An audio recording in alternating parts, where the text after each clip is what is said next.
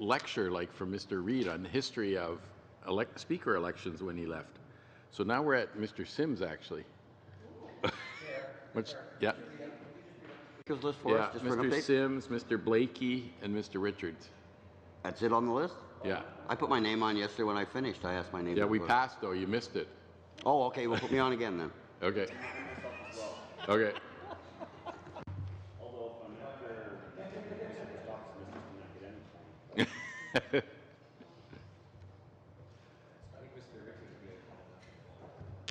Okay, so Mr. Sims, much to your surprise, you're up. Well, I think my intervention last night covered it. I'll pass it. I think it goes to Mr. Richards now, I believe. Okay, so we're on to Mr. Richards. Good, thanks, Mr. Chair. Yeah, I as much as I've been looking forward to the opportunity, I was disappointed Mr. Nader wasn't here either. I thought he was really providing with a lot of great points, and but it has been a little while since I've had a chance to. I think it was actually March 21st or whatever it was when we started. When I actually last had a chance to come up on the speakers list. I guess I've had a chance to intervene and say a few words here and there, but this is the first chance I've had to actually take the floor. So it's great. I've got some things I've been waiting to share with the committee in regards to some of the stuff that we've been hearing from Canadians particularly. But I'd like to just sort of start by kind of recapping, I guess, a little bit, because here we are. Well, of course, but you know, sort of recapping the history of where we are and why we're here. So I think that's important to remember at this point, Mr. Chair. You know, we've been through a number of iterations of this meeting, and you know, I feel like we're sort of still stuck in the same place, and I guess it's important for people to understand why that is. You know, when we started this meeting. Was it March 21st? Is that the right date? Yeah, March 21st. You know, it was to be a 2-hour meeting, right? And it was 11 a.m. And we came in and we had the Elections Canada officials sitting at the end of the table. Because we'd been studying the Canada Elections Act and some of the changes that the CEO of Elections Canada had proposed, and we were looking at those changes and trying to determine whether those were appropriate changes, and you know, having what I would say was a good conversation, a good discussion about those changes. And I think being quite productive and working in a consensual fashion where we were all coming to agreement on something and then moving forward. And if we couldn't, you know, that was something we understood that maybe we'd set aside. Seemed to work pretty well. It also seems to have been the practice that we've followed in this committee. You know, I've been on here for, I think it's coming up on 4 years maybe now. It's been 3 or 4 years for sure. And that's the way we've done things. And you know, speaking to members who've been here on the committee a lot longer than I have, Mr. Reid has been here for some time, Mr. Christofferson, and obviously Mr. Lakuski was a member from this side of for some time, and I sat with him on this committee, and you know, he's been here for some of this debate as well, and I think contributed to it. You know, in a exemplary fashion, I think and offered some great points and advice in it. But in speaking to them, they tell me that for as long as they can remember, which is, you know, far longer than I can, that it's been that way as well, and it always seems to have worked. And so now we come into this meeting on the 21st of March. And there'd been this discussion paper while we were on our constituency week that had come out from the government House Leader, which was sort of seeking to make some of the changes that they'd failed to be able to make before. They've tried a couple of times, and some other ideas that were new ideas that no one had really seen. As I sort of outlined when I spoke earlier in this committee, and you know, I think I spoke for a couple of hours at the time I spoke. And that's not normally considered brief, but in the terms of this meeting, it might be the briefest intervention or one of the briefest. And when I outlined at that time, looking at the standing order changes that had been discussed and suggested during the debate that happened in the House of Commons, the take-note debate that occurred on the standing orders, believe it was a take-note debate, that there was very little correlation between that document that was compiled by our clerk about what was suggested there and what was in this report or discussion paper, so-called discussion paper from the government House leader. And we've still never had a real explanation of what the basis for that is. We were told it was somehow election promises. Well, I didn't see very many of those things there either in the election promises. So it just sort of came out of thin air. And so we come into this meeting that was to discuss the Elections Canada. We had the officials sitting here for some time. I finally, asked Mr. Chair if it was something that we felt we could maybe allow them to go and get on with their days if we were going to just be discussing something that had no relation to them. Obviously the government had an intention of raising this at that meeting, but didn't see fit to inform anybody prior to the meeting, because as soon as we came into the meeting, within seconds, this motion that Mr. Sims has been asked to put forward by the government was put on the table to sort of ram this through in a very expeditious fashion without having to have the consent of the opposition parties, without really having to, although they claim they want to have a conversation. I've heard that over and over. And when I say they, I mean the government. I'm not talking about the members on the other side of the table, per se.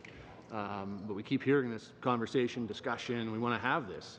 And I think the members on the other side of the table are sincere about that. But I don't know that I can believe the same of some of the other people that are saying it. The government House leader in particular is one that comes to mind. Because you can talk about wanting to have a discussion, but there's actually an ability to have one. So let's do that. And I'll get back to that in a second. But the point I was making was, if there was really a desire to have a discussion, and that was supposed to be the starting point, one would have thought that it would have been, okay, look, this is what we want to do. We're going to raise this at the meeting. Instead, it was just, here it is. We got a motion. We're going to ram this through, and then we're in the opposition sitting there saying, what's going on here? So you can imagine right off the bat there'd be some suspicion about what the agenda is. When words don't match actions, it is always something that people take sort of that sets off alarm bells, and that was the case. The words weren't matching the actions. It's fairly typical. This Prime Minister, Prime Minister Trudeau, that seems to be the way he operates. That's his modus operandi. He says a lot of words that sound wonderful on the surface if you don't really think about them, and it sounds great. I mean, it's this nice package and it says all the right things, but it's really just one of those dolls that you pull the string and it kind of has a few things it says, and there's not really much substance behind it, and there just isn't much action, and that's kind of how it works with this government. It's pretty frustrating, to say the least, to have to try and deal with that, and so here we are. We get this table dropped in front of us, and they want to ram it through, and the opposition says, you know what, hold on a second here. That's not the way this is done. It's never been the way this has been done. This is highly unusual, and it doesn't really seem to be keeping in the spirit of fairness. It doesn't seem to be keeping in what's in the best interest of Canadians. And if that was the real intention, one would have thought maybe there would have been some, hey, you know what, we're thinking that maybe this needs to be a priority. We're going to raise this. We're going to bring it forward, and let the Elections Canada officials know, don't waste your time, don't come by. We're going to have this discussion today. And so, rightfully so, my colleague, Mr. Reid, brings forward an amendment, a really quite reasonable amendment, one that for the life of me, still cannot understand why the members on the other side would not want to approve and go along with and work from that basis, because it's the way things have been done. They seem like reasonable people, and I would think that in their heart of hearts they probably would want to proceed with us in that fashion. And I do think that we've heard that from them. I do think they would like to do that, and so the amendment would allow that to happen. And yet, I think from somewhere above, there's a look. We're not going to accept that. We can't. That way, we don't get to do whatever we want. We don't get to ram this through. We don't get to make any changes we want without, the opposition having a say, which means without Canadians having a chance to have a say. If one party gets to do whatever it wants, that means Canadians are left out and not a part of the process. And geez, I don't know.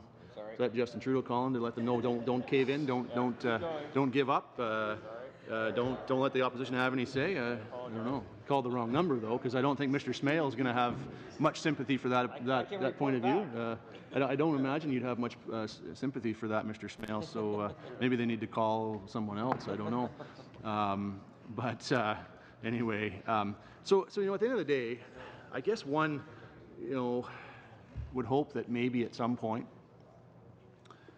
this sincerity that I hear from the members on the other side of this committee, and we've seen it, we've witnessed it in action in the committee. That's the way they like to function and operate as well.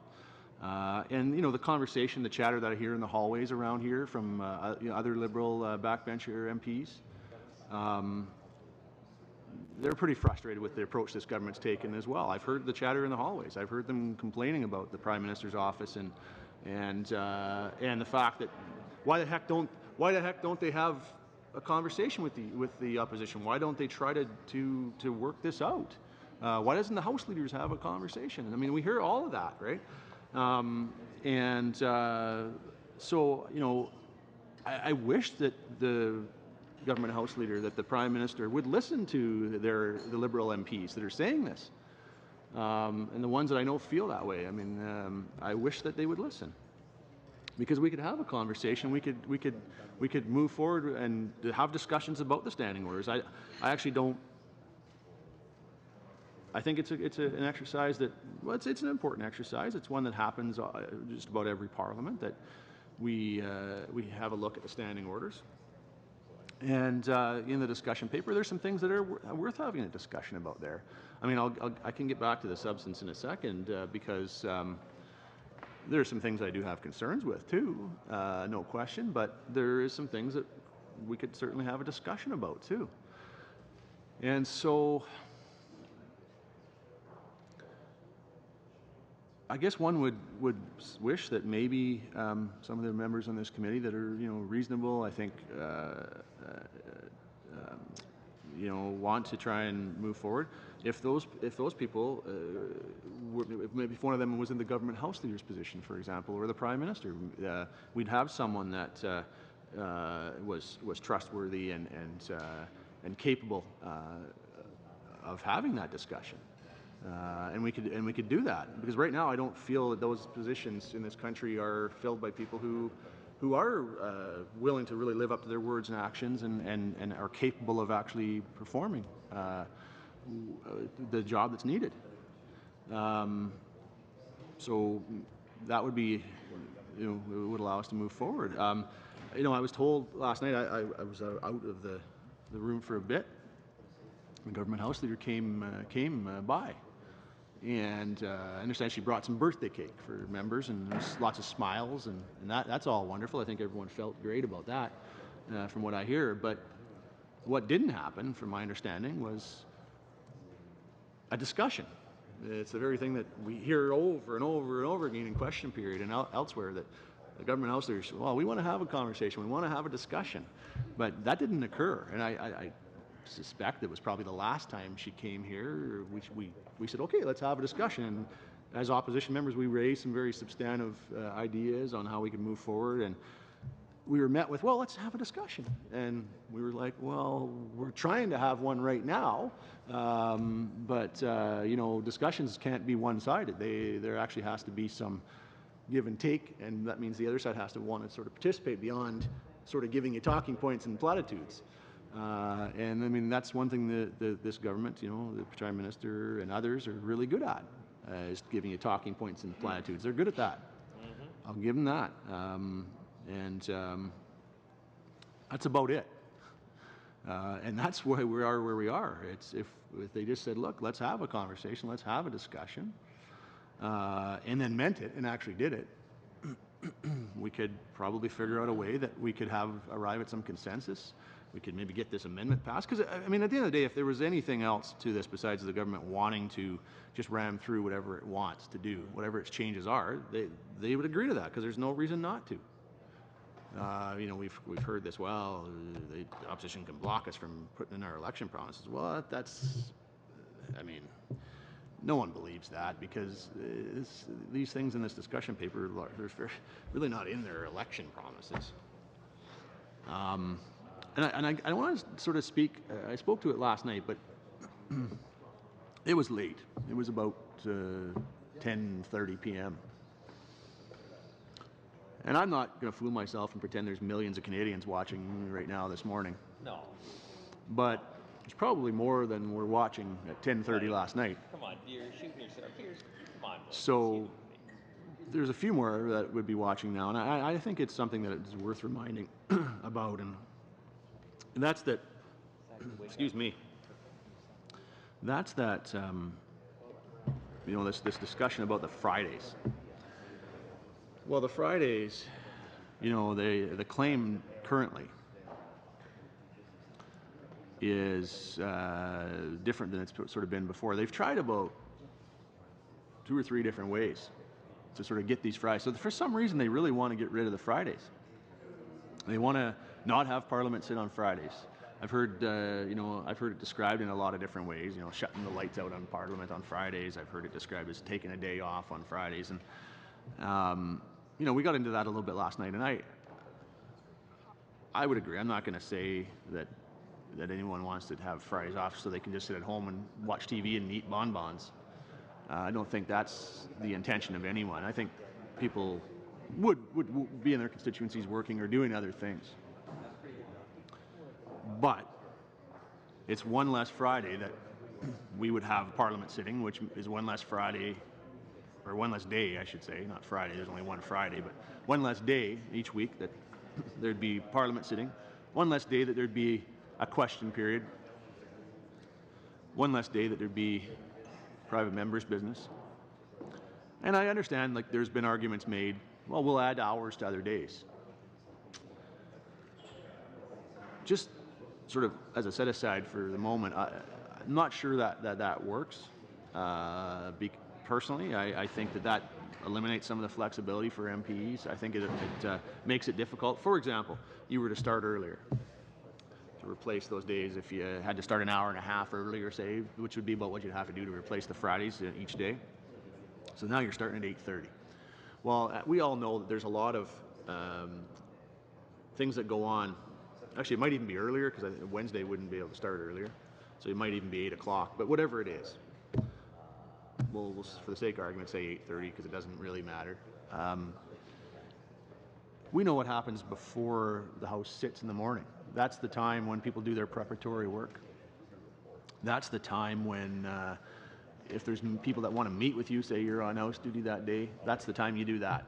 That's the time when maybe there's a breakfast meeting. I know, for example, myself, I wasn't able to be here for the first bit of the meeting, like it was yesterday. I had a group that was in Ottawa. They were from all over Canada, and so you don't get that opportunity every day. I've been working on an issue with them, and they wanted me to speak to them at their breakfast. So that was an opportunity to do that. Well, what you do is you essentially almost take those opportunities away because you make it so that they have to happen at like 6 a.m. or whatever it is, and that starts to become a little bit. That's, you know, these things are often like 7:30 or you know, and that's a reasonable time. But that sort of starts to become unreasonable. The other thing that you do is you could talk, well, what about lengthening the day? Well, so you could add an hour and a half or 2 hours at the end of the day. Now it's 8 o'clock, 8:30 if there's no votes before Parliament would finish for the night. Well, I know for some of us it was raised last night. I think Mr. Johns raised it last night from the NDP. And he had a good point because it's what I often do as well as an MP from out west. You know, it's a 2-hour time difference. 6:30, the House wraps up. 7 o'clock. Sorry, 3 hours for some. Yeah, for me it's 2, but for BC MP it's 3 hours. Correct. So it's even more of an opportunity for them. You know, and I guess it also, before I get to that part, it does speak back to sort of that morning thing too. If you start, you know, because we are going back and forth, sometimes it can be difficult for some from out west, 2 or 3 hour time change. With when you have a 7 or 8 a.m. start, it can be like 4 a.m. for someone. Because they when they go back to their ridings, of course, that's the time they're on. And so that can be difficult too for some people. I mean, I know for myself it is. I find that difficult. I'm not really a morning person per se, so I find getting up at what's equivalent to like 3:30 or 4 o'clock my time. I find that a little difficult. I'll be honest. But I am a night owl, and I like to work into the evening, and so.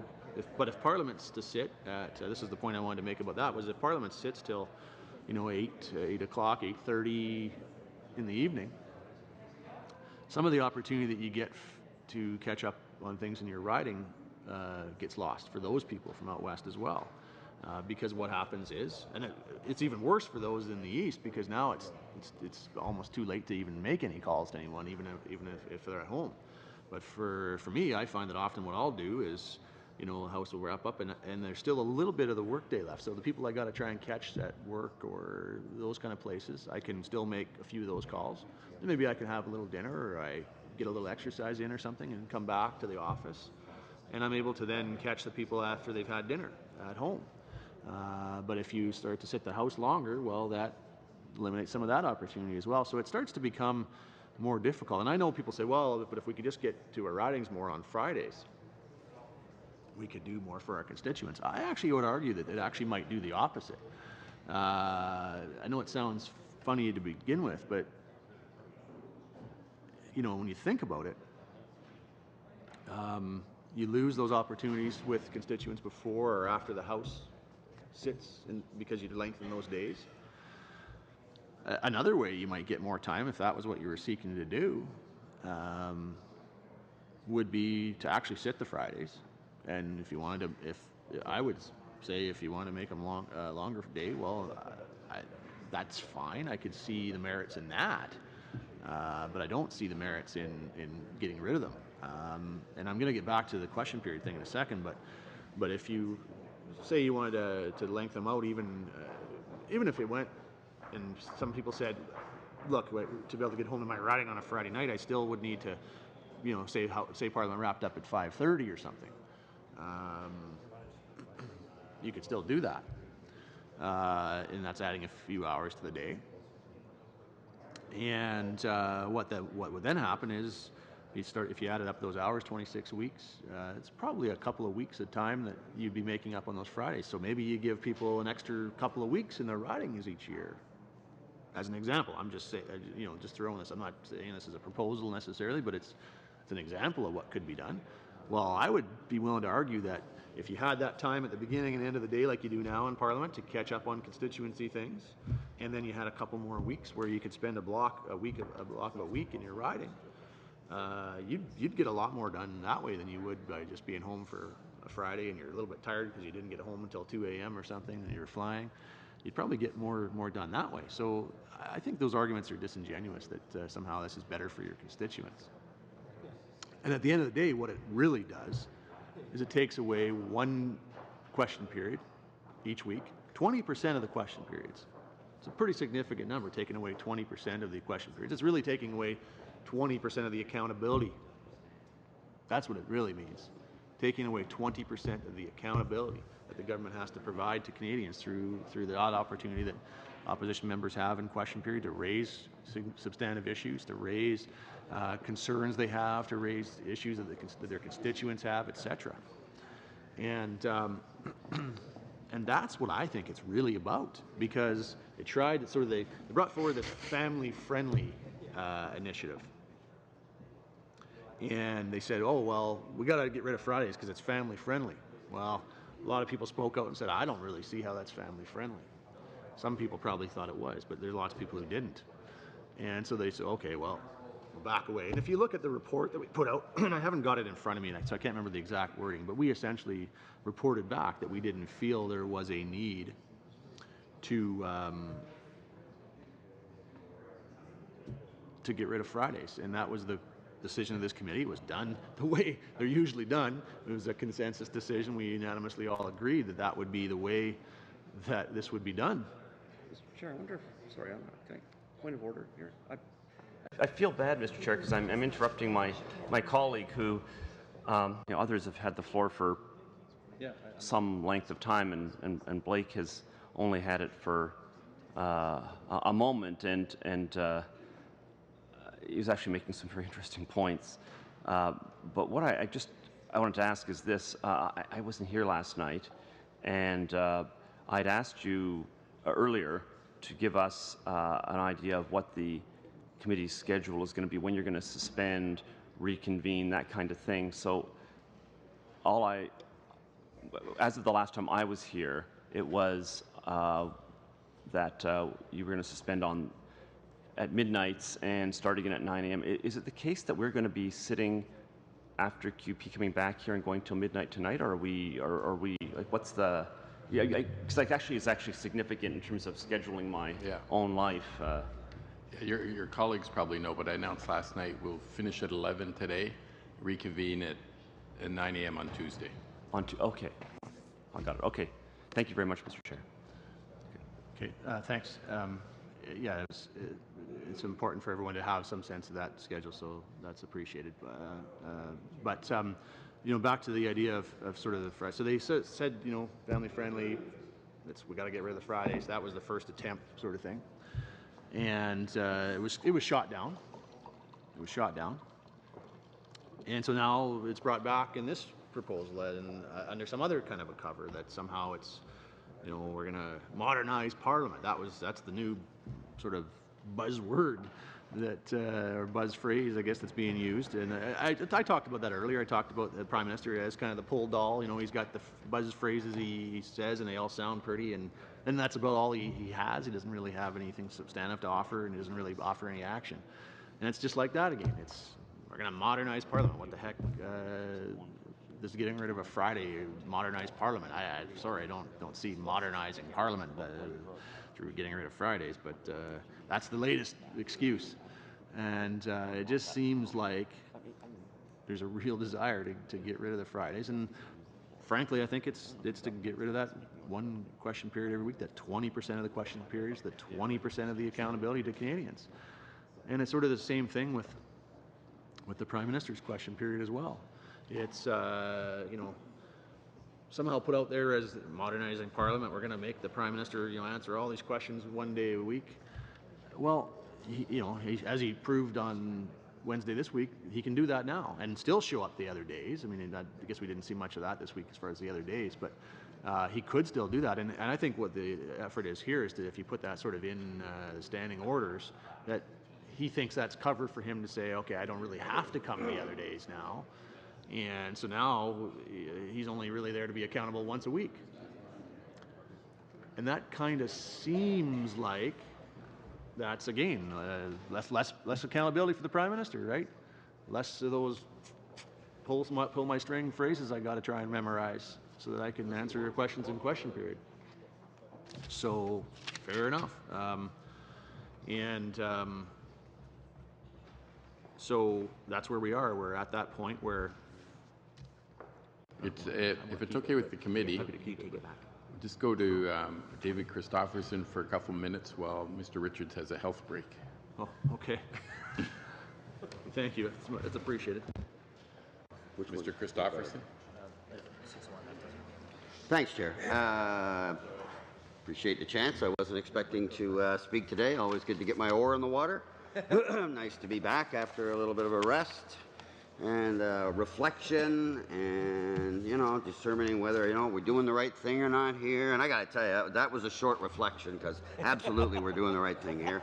No doubt about that. So I was able to put that to rest. If you recall, I know you were hanging off every single syllable, Chair, and so you'll recall readily that part of my time the other day, I was reflecting on some of the comments that were coming out as I was trying to analyze what the government's strategy was, and you'll recall that my sense of it was that they thought that by pulling the nuclear pin and making us go 24/7 on the Tuesday, knowing that the budget on the Wednesday was going to attract all the attention, and that would probably spill over to Thursday, and by the time the government's calculation, we think, is that by the time the media refocused away from the budget and back on actually what was happening here in this room, that public opinion would begin to be turning against us, and the media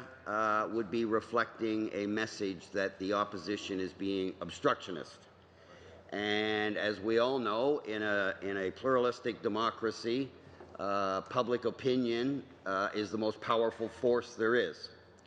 And so I think the calculation for the government was that having forced us to do 24/7 staffing the microphones, that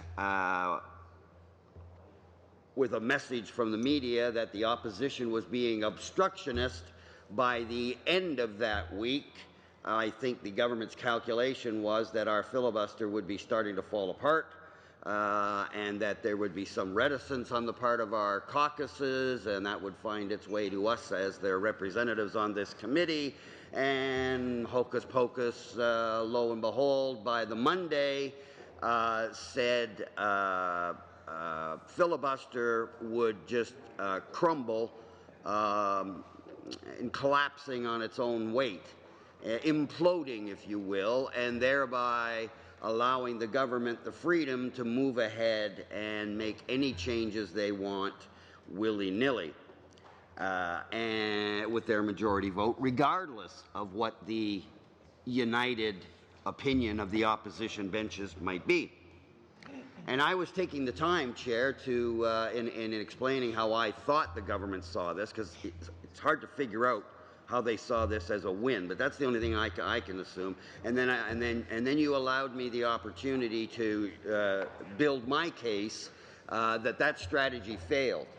And I was pointing out why it failed and how it failed, and I was leading off with some of the most important opinion makers and leaders in the nation, not the least of which would be, of course, the editorial board of the Globe and Mail, the national paper of record, the Toronto Star editorial, which oftentimes finds itself aligned with the Liberals. That'll not always. We've benefited from their endorsement from time to time, but for the most part, they've been quite friendly with the Libs. And I read what you can only describe as a scathing editorial. Thank you, my friend. I appreciate that. Unaccustomed as I am to public speaking. And the Toronto Star, in addition to being a friend, of course, is the largest circulation newspaper in the entire country. And it was just scathing. I didn't think anything would match the Globe and Mail, because normally they're pretty, staid and calm. Like, wow, I could go back and reflect on those, but I think people remember clearly. And the Toronto Star was just as hard. And the words that they went out of their way to use, again, put the political lie to the government's argument that this is all about efficiency and it's about improvement, and all their motivations are truly altruistic. And so in doing that, I didn't use all the material I had. It was such a slam dunk case. And the next thing I wanted to do was to focus on a highly respected columnist and opinion leader in Canada, Mr. Lawrence Martin. And that would be the article there, Chair, just so you know that this is new, by the way. I know you like new, remember? And I was, sort of using old before, but now I got new. News, fresh news. Although, even though it's a week old, it's fresh to us, fresh to you. Keeps me out of trouble. That's the important part. Now, it's interesting. Again, he's a columnist with the Globe and Mail, so again, not a publication known for over-the-top vitriolics. Anyway, Mr. Martin weighed in, and again, he was one of those that was keeping an eye on what's happening here, even though there was a slight distraction. Order. Yes? I apologize for Another point of order. interrupting, but I just want to emphasize with regard to this Lawrence Martin piece that far from being a new piece of news, this is actually news from the future because it is March the 21st, in consequence of which that article is... March 28th. No, it's March the 21st in here. Yes. Hence that is yes. actually a week from Funny, now. I was just reading about time travel a little earlier, you know, and maybe we've solved it here. Maybe we've figured out how that works. You step out through those doors, and it's Friday. You stay in here, and it's Tuesday, March the 21st. We get to stay young forever if we stay in here. It's like Groundhog Day. There you go. Yeah. There I go. Sorry, Mr. Richards, did you want the floor back yet, or do you want? I don't want to cut Mr. Christopherson off mid-sentence or mid-thought, so but I'm happy to take it back it's a long thought. It's more midstream of consciousness, so we can pretty much sever that at any time. I'll let you him. wish. I'll let him determine. Or I could just keep going, whatever you like. I'm in your hands. I'm happy to have it back, but Well, then I would be more than pleased to return the floor to you, Chair, and I relinquish the floor chair back to In all fairness, Mr. I do think that Mr. Blake's or Mr. Richards' interventions have more novelty value at this point in the proceedings. Okay, Well, so I do just think had Mr. Christopherson has had a bit more time than I have to Yes, certainly- no, please. So, but I need to hear from you. It's been a while, and you and I are the two vice chairs, so we got to stay in sync on this. And we've presented a united front to the government, let them know that they managed to unify us. If they've achieved nothing else, they've unified the opposition benches. So with that, I will hand that mantle over to you again, sir. Yeah, and they certainly have, and that was something I was sort of talking about last night. You know, Mr. Blakey and I, we were making some interventions during Mr. Nader's speech, and we were agreeing on everything. And I said, as I said last night, I quite like Mr. Blakey as a person. I said, turned to him last night and said, I don't know if you're a drinking man, but I think we could have a beer sometime and we get along pretty well. And he kind of nodded his head, so I think that meant that I don't know if he wanted to have a beer with me or not, but he said I think he was saying he does imbibe one or two occasionally. But I'm sure if we did have that beer, we'd probably have some disagreements about political issues. We generally tend to disagree on those, I think. But where we don't disagree is on this issue. This is it's one that I just can't understand why anyone would not see that there's a need to have, consensus. There's a need to work together. And when you change these rules of how Parliament works, there can be a lot of unintended consequences. And I think to have the different perspectives of different parties, of different people with different experiences, is very valuable in that conversation. And it's important and needed. And it just doesn't seem to register with the government. Interestingly enough, while Mr. Christopherson had the floor, I was in the hallway, walking down the hall, and who would I bump into but the government House Leader? She was giving a tour to a small group of her constituents. So we said hello, we exchanged some pleasantries, and I quite like her as a person. We've always got along well. She, prior to her being government House Leader, well, she still is, but prior to being government House Leader, she only had the position of small business and tourism. She now has both positions, and I'm the critic for tourism. So we've obviously had lots of times we've had discussions and got to know each other, fairly well, I suppose, on at least a small talk level. And I quite like her as a person. But it's almost like she lives in a different reality than the rest of us here. Because, I said to her, well, we're just in the middle of our committee meeting. I have to get back in there. And she said, well, you keep up the good work you're doing in there. And it was almost like she didn't get that, like, this is a complete and utter... We're wasting time that we could be working on them substantive issues right now. And why are we doing that? Because she won't have a conversation about... how do we figure out a way to work on this together? So, it's just like avoids the reality of the situation. It's like, I mentioned earlier, she came in last night and brought birthday cake and let's have smiles and chuckles and no, let's actually sit down and have a conversation and figure out how do we work together and get this moving and in a way that ensures that nothing gets done without there being agreement of all the parties in Parliament. That would make some sense. And so that's kind of, I mentioned I wanted to kind of recap, and that's where we're at.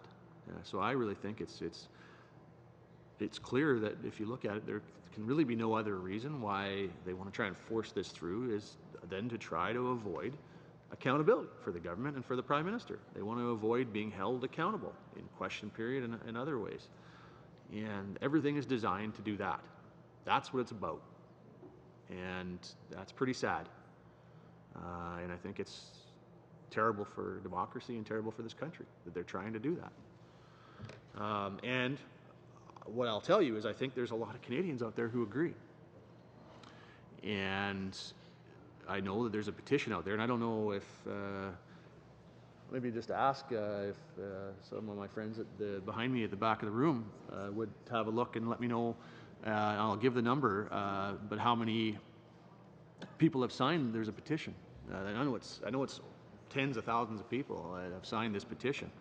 That's calling on the government to do exactly what we're saying: work together and do this with consensual, unanimous agreement. And so Canadians have signed this, but they're also sending emails. And if you'll allow me, Mr. Chair, I would like to read. I've had thousands of them. I'm sure you probably have too, Mr. Chair, and I think the members of the Liberal members of the committee have. I'm sure other members of the committee have as well. But I see a lot of them here that have been sent to me, that have been sent to the Liberal members as well. I see some that have been sent to, looks like maybe all MPs even potentially, this one here that I've got right in front of me now. And I'd like to sort of spend a little time just sharing with the committee the thoughts of Canadians. And this is kind of where they're coming from on this. And I'm going to say, before I read these, there's probably going to be things that I won't necessarily completely agree with in them. But the sentiment of what people are trying to say, I certainly do agree with. I certainly do agree with the sentiment. And the sentiment is that they're concerned about the way this government is trying to move forward, the way they're trying to proceed, and the way that they see their democracy being eroded by this government through those attempts. And so I wanted to just kind of read from those. And the first one, actually, probably the way it's addressed is actually pretty interesting. It looks like it's addressed to all of the Liberal MPs on the committee, yourself included, Mr. Chair, and copied to a couple of Conservative MPs. And the headline, or the subject line, is PROC Committee. This bill is not, in all capitals, Canadian, and it's got several exclamation points after it. I think that speaks pretty well to it, but also the way it's sort of addressed. It's to the ones attempting to destroy the fabric of our country. That's how serious this person feels this issue is. It says, to the ones attempting to destroy the fabric of our country. So I'm going to read this email. I haven't, as I say, I may not necessarily agree with everything that's in it, but the sentiment, the idea that this is an important issue and one that the government shouldn't just be trying to force and ram through things is something that I do agree with. So I'm going to read some emails. I'll read them, and I'll provide some commentary on them as well. It says, tabling a proposal to limit debate in the House of Commons and fundamentally change our Canadian democracy is an absolute abuse of power. I am floored at what you are trying to get away with. You must really think that Canadians all have their heads in the sand while you do as you please. This backdoor law changing has to stop. I'm curious if your advisors are actually getting paid to bring you this advice. I've been teaching my children about how very blessed they are to live in a democratic country. How does imposing a time limit on the opposition parties exemplify a democracy? How is there any accountability at all for leading the party if no one is allowed to have a chance to oppose them? If the Liberals are pushing for a 4-day work week and they continue to get paid the same salary, then Canadians demand a 4-day work week and continue to receive the same salary for work not done. Do you see how ridiculous that is? Sometimes if you read something out loud, it registers differently. Take a moment and say out loud that you want to have a 4-day work week and shut down Parliament on Fridays and continue your same salary. I know what would happen in my workplace if I demanded a 4-day work week with the same pay. I would be fired. Does this mean that every MP that does not show up for work on Fridays will have the same demise? I am absolutely appalled by what your party is trying to do. At what point did we stop being a democracy in this country? And there's several question marks and exclamation points following that. In the words of Prime Minister Justin Trudeau, and it's a quote, an attack on the symbol and the seat of democracy is cowardly and irreprehensible. Prime Minister Trudeau spent $127,000 of our money on his Christmas family vacation. Justin Trudeau sits in the House of Commons and on several occasions has been questioned by the opposition on his ethics and his spending. His only response? A smug face. The only way this can be interpreted to the Canadian people is that our Prime Minister is not liking being questioned and challenged in the House. He is not up for the task, and so he would rather change our laws than have to be accountable for the decisions that he makes. There will be an election price for all of you doing this dirty work. Are you not seeing the outrage around this country of people sick of our government not being held accountable for every penny and every action? This is wrong. This should be a non-partisan issue. The filibuster will hold. Canadian voices need to be heard. If a huge decision like changing democracy is going to be brought to the House, then the Canadian people need a chance to hear this and vote on this. Why is the media silent? Every political party believes this is wrong, including the Liberal backbench. When all parties agree on something, you must be doing something really wrong, and really is all in capital letters. The tactics are disgusting. The day you were supposed to be dealing with the new budget, you are sneaking this in so that you are even less accountable to Canadians than you are now. If my memory serves me correctly, was this not the same thing the Liberals tried to pass last year? And when it got heated, Justin Trudeau walked across the floor and physically assaulted a woman on the opposition. Interesting, this is being reattempted. We notice, Liberals. We require your accountability. Why are you doing dirty work for Justin Trudeau just because he is too scared to give an account for his actions? This is deplorable. And it's signed a very outraged citizen. So, you know, oh no, they did sign their name, but I don't have their consent to give their name, so I'm not going to do that. I didn't seek consent from this person, so I won't give their name, but they did sign their name, yes. And it's an email, so obviously their name is attached to the email as well.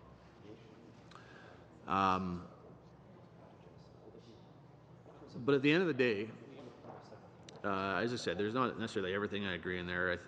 I mentioned the 4-day work week. It's, I acknowledge that probably not too many MPs are looking to try to go home and sit up and put their feet up and watch TV on a Friday. But, you know, Justin Trudeau and others are trying to avoid being held accountable in question period, certainly, on Fridays. And I think the sentiment of the letter, says a lot. I mean, this person has very strong feelings about the fact that this government is trying to avoid being held accountable. It's the points I'm making, but it shows that Canadians are seeing that as well. I'll read another one here. There's someone from Surrey, British Columbia here that has written this one. And again, like, I haven't pre-screened these. I'm just picking out of a random pile of thousands of these things I've received.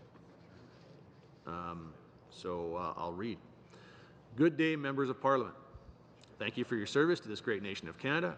I appreciate your sacrifice, is what they meant to say here, for democracy.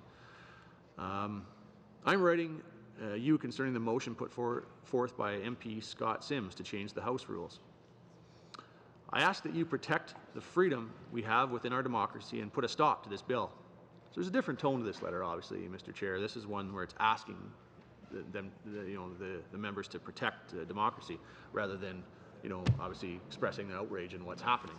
I think meant from the same place, but just a different approach, right? So I ask that you protect the freedom we have within our democracy and put a stop to this bill. Under the guise of efficiency, this motion will limit and restrict accountability in our government. Perhaps the energy for efficiency could be channeled to the budget. I appreciate the creativity this government has put into finding ways to get more money out of my pocket. Perhaps we should focus that excellent ability to lessen its spending instead of increasing it and seemingly dodging work. I do not agree with the House not sitting on Fridays. There are a lot of important issues to be handled by our government, so working one less day in the House limits the ability to deal with them. I understand that your role is taxing, and I thank you for your service. But this is what you were elected to do. It is a tough job. I also believe the Prime Minister must show up for more than one day of question period per week. Does he have a problem with accountability? He is the leader of this country and should be there to run it and be accountable, or be held accountable to its due process. I do not agree with limiting debate time within committees and debate time within the House. This, to me, represents a clear attempt to avoid accountability. You have an opposition for a reason. You are not a dictatorship. The seats belong to the people and not to any one party. Not every idea you come up with is a good one, and that is why we have MPs in place to question them, like this very issue. How are my concerns as a citizen being heard when you limit my voice? Written questions submitted to MPs should have a time limit on response. 45 days seems fair. Having no required response time would allow for MPs to disregard questions they don't want to deal with, as you are to represent all of us and deal with questions you might not want to. Lastly, the approach with which this motion has been tabled seems deceptive. I am all for efficiencies and accept modernization with caution, but the week of the budget seems is not the time. What do you have to hide? Why has there been so little information provided to Canadians about this? Canadians should be made aware of an issue like this, fundamental change to our democratic process. It should be wide open for debate and discussion. I ask that you stop this motion. I ask that you uphold accountability and transparency within our government. Thank you for your representation in the House of Commons. And this one's signed respectfully. Now, again, different tone, but same basic point, that there's a feeling here from this citizen as well that the government is trying to avoid accountability, that the Prime Minister is trying to avoid accountability. And, that comes across very clearly in this letter. They're saying things like, how are my concerns as a citizen being heard when you limit my voice? Not every idea you come up with is a good one, and that is why we have MPs in place to question them. I do not agree with limiting debating time within committees. It talks about Justin Trudeau and says he is the leader of this country and should be there to run it and be held accountable. It asks about him, does he have a problem with accountability? So it's clear. And then she closes with, I ask that you uphold accountability and transparency within our government. So she's asking, that's what she's asking for. Blake, can I interject for just a sec?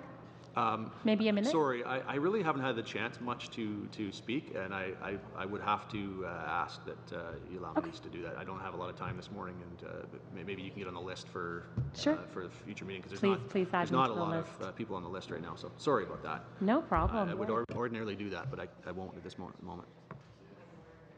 I thought that we had an agreement that if someone asked to take the floor, No, we no longer do, so we don't have to be nice on this committee anymore. that it wouldn't be unreasonably withheld. I thought that that was the commitment that Yes, we had. we do have that agreement, and I continue to give that commitment, and I wouldn't unreasonably withhold it, but I haven't had the chance it's been a couple of weeks now to really participate in the debate, and I have a very limited amount of time, and I've got some stuff I want to share. Okay, so I'm happy to let Ruby have the floor, but I know the speaker's list is You actually left the floor a while back.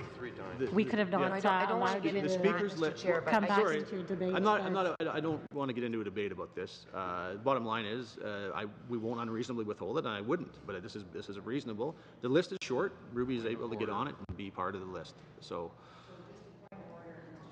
I just want to speak a little bit on this. And just to be clear then, can I have on the record what are the grounds for which the member is not being permitted to interject at this point? Can I have Mr. Richards explain the grounds upon which this interjection is being denied? Mr. Reid.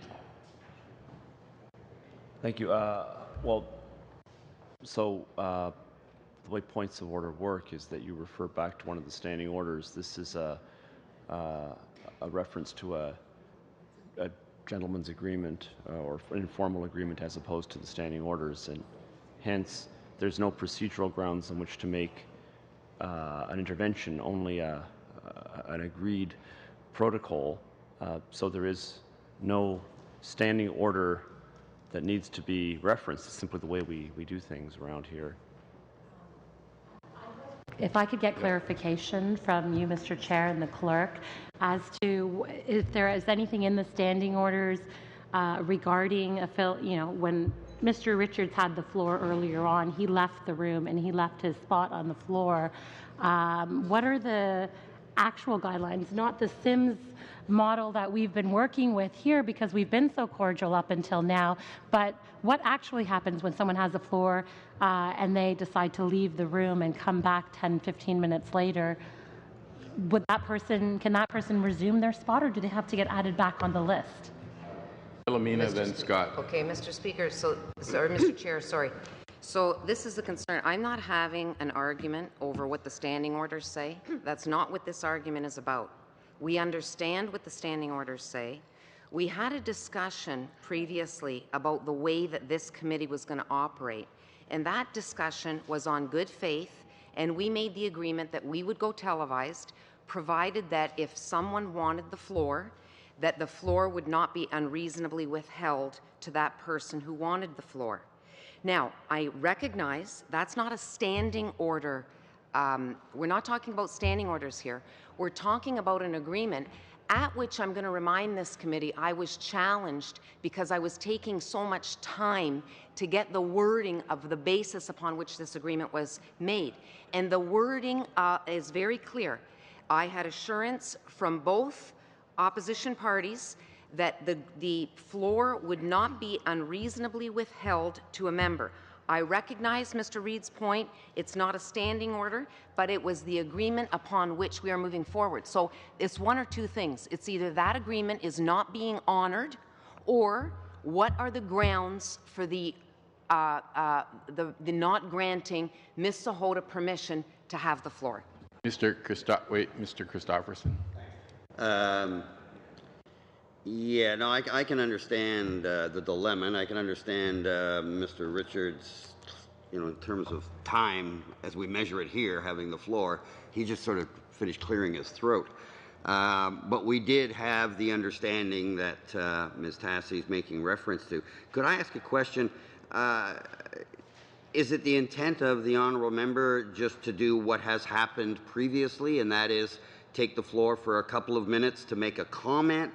Or was is there something more to it? Because I'll be completely honest, cards on the table, there's some concern on our part that there may be something afoot, and using this as that opportunity. But if this is just the same interjection, maybe the member could give an indication of how much time she was looking for, to see how that fits within the question of reasonableness, Chair.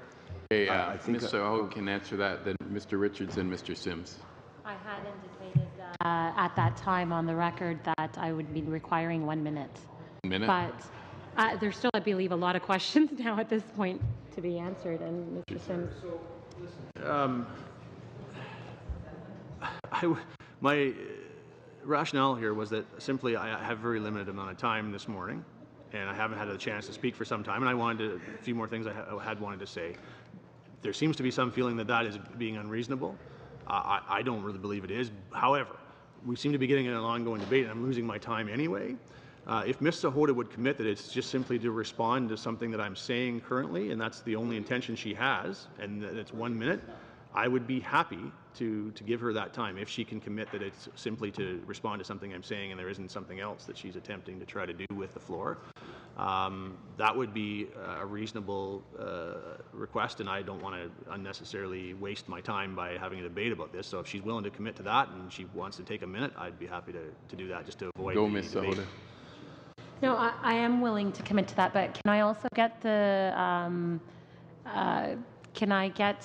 advice from you on the earlier rule of who still has the floor if one leaves the room? And Going strictly by the rules, then the person would go off the list. the person would go off the list. But we were using the Sims procedures, so we let Christopherson speak and Mr. Richards come back. Okay, let's go quickly so Blake doesn't lose any more time. Ms. Sahota, you're up. Okay, well, thank you for that clarification. I was just going to say that some of the emails that you've been reading are quite interesting, and they raise some important points.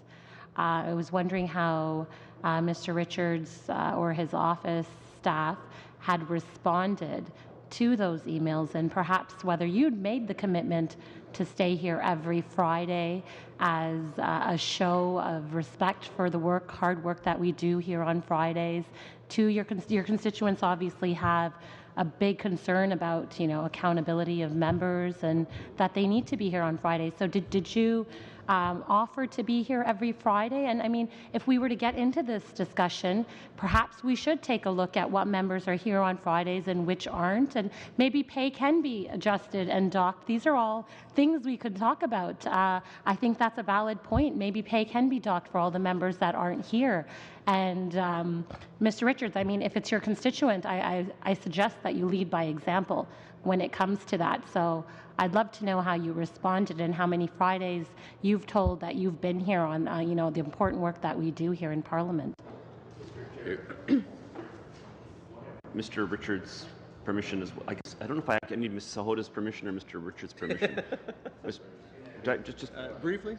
Yeah, we'll try to be brief. No, I just want to say, for the record, it is Friday. I know in this room it's Tuesday, March 21st, but in the real world, it's Friday. Everybody here in this committee is here, and I just want to make sure that all of us get the appropriate brownie points for being here on Friday doing the nation's business. That's all I wanted to say. Thank you, thank you. Mr. Richards. I appreciate that. So we'll return to where we were here, I'll just point out that I've indicated already that I don't necessarily subscribe to everything that is being said in the emails, and I don't question anyone's their sincerity. I guess they would be working on Fridays doing other things. It's not about that for me. And I do believe there's already a provision in place that if an MP isn't here on any day the Parliament's sitting, unless it is and they have to sign off to this, that they are conducting official public business, that their pay is docked, actually, if they're not here and they're not on public business, so they're not attending a meeting somewhere else. And what I can say is, that I've always, every Friday, I've either been here or I've been working on some kind of public business elsewhere in my constituency or elsewhere. But the point that I'm making here is when you cancel the Friday for all of Parliament, what you're doing is you're cancelling the question period, you're cancelling the sitting of Parliament. That's very different than some MPs not being here on a specific day. I mean, it's obviously we all know that sometimes on a Tuesday, maybe you've been asked to go give a speech somewhere else in the country, and you do that. That doesn't mean we should shut down Parliament because one or two MPs can't be here. So it's a disingenuous point. Now, I'm going to read some more of these emails. I think it's important because there's different perspectives from different people, but they all sort of seem to come back to the same point from what I've seen so far. And again, what I'm reading here, I haven't pre-screened. I haven't read these particular emails necessarily in advance. Some of them I may have, but anyway. The next one. As a Canadian citizen, I strongly disagree with the Liberals' proposed changes to permanently shut down Parliament on Fridays and limit debates time. Canada is a democratic country, and democracy stands for freedom of speech. I've been following up the Parliament's debates, and it is very obvious that the Liberal government is struggling with providing honest and informative answers to MPs.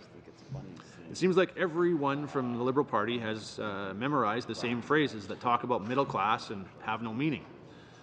Justin Trudeau either does not show up for questions, or if he does and decide to take a question, cannot answer it. This is disgrace to Canadian government. A good leader leads by example. Liberals want Fridays off when the whole nation have to work on Fridays. On top of that, they want to keep their salaries.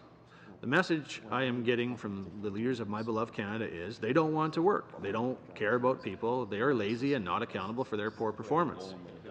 They betrayed me and I think it meant to say lied to me during the election. They left us people alone. This is not the government I wish for my country. Justin Trudeau wants less time in Parliament to avoid embarrassment. My advice would be to do some homework, learn how to be a leader, truly listen to your people, and I mean all people. You need to listen to all.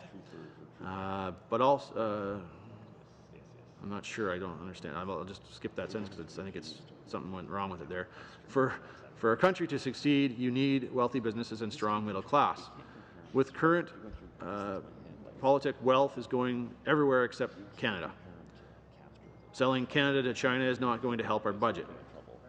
I've been living in Canada for the last 30 years. It took me a while to feel home here, but Canada was very good to me, and I built a great life for me and my kids. However, this is starting to be harder and harder since the Liberals won the last election. I hope for Canada's great future and can't wait till the next election.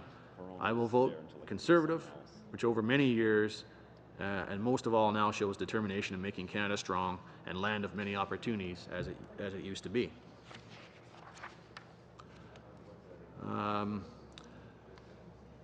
I have been listening to how you plan to change Parliament to suit the Liberal caucus. As a voter, I am afraid I am strongly against this. You were voted in to show up 5 days a week with many weeks available for you to be in your constituency. Voted yourself a raise and now want less hours. Not on my dime. Now, I don't think anyone actually did vote themselves a raise, so that person was obviously misunderstood on that point, but so be it. I do expect the PM to be in question period also, as many have been before him. Not that he ever answers anything that is asked, but it is his job to be there. You are also trying to limit speech in the House. Unacceptable, I am afraid. Debate is the foundation of any democratic nation. How dare you take that away? The Liberals are trying to make Canada into a dictatorship. Well, not on my dime. We the people pay your salary. With the amount of discontent that is building, you had better line up for another job. We the people will be sure you do not get a second term. I will expect a no vote on this ridiculous change. Grow up or find another job. You know, again, sometimes, there's things that I don't completely agree with, but I think the point people are making here is they expect the Prime Minister and the government to be accountable. They expect them to show up and do their job, and they think that this is really an attempt to avoid accountability. When you start using words like dictatorship, that obviously is going a bit far, but I also understand the sentiment in a way, because it's avoiding accountability, right? This is a fairly short one here. Ladies and gentlemen, I am absolutely disgusted with the sheer arrogance of the Liberal Party.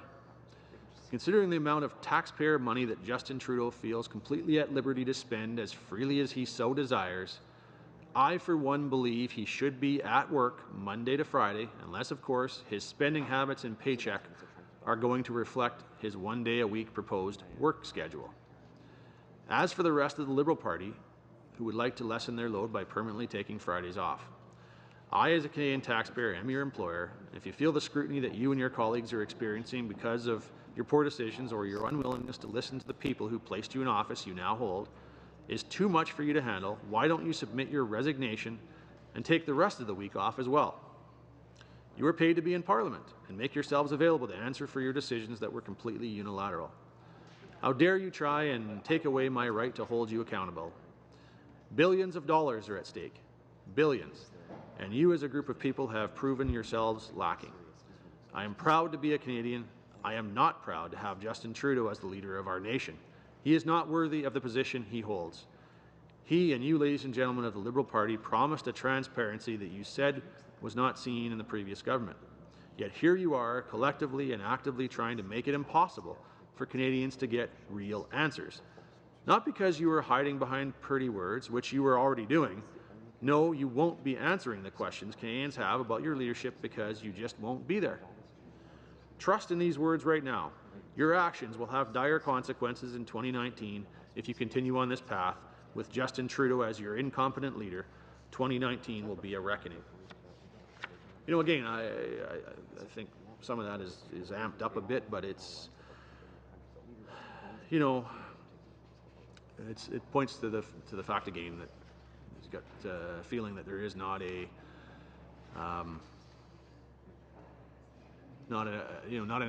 example of trying to be accountable from this Prime Minister and this government. And I just want to sort of, I guess I'll read this next one. I haven't read it, but it starts with, I'm a member of the Parti Québécois, and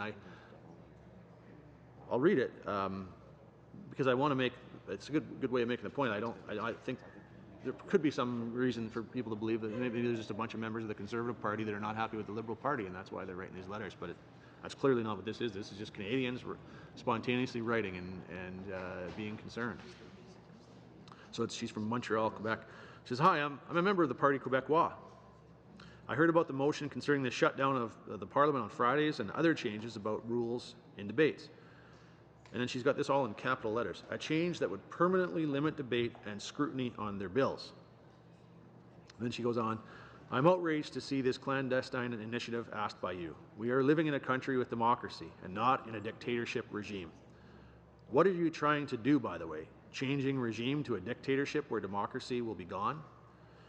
I object everything that you will try to do concerning the shutdown of the Parliament and about changing the rules in debates and about the sneaky reversal of our democracy. As a Canadian citizen, I object at such changes who will only create negatives impacts on our democracy for which we fought so hard. So I'm asking you to abolish that motion that indicates these changes. So, you know, obviously expressing concern again about accountability and, you know, doing so with some pretty strong language, obviously.